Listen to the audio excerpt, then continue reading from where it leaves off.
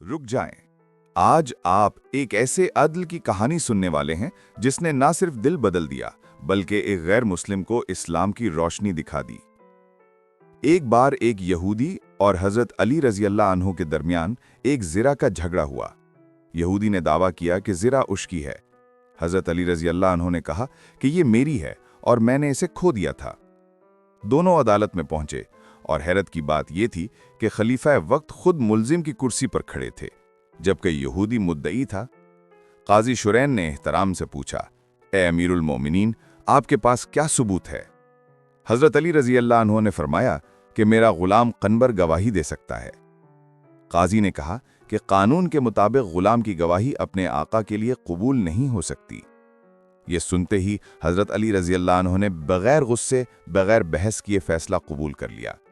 यहूदी हैरान रह गया और बोला कि ऐसा अदल मैंने कहीं नहीं देखा। यह हक सिर्फ नबी के वारिस का हो सकता है। और उसी वक्त वो मुसलमान हो गया।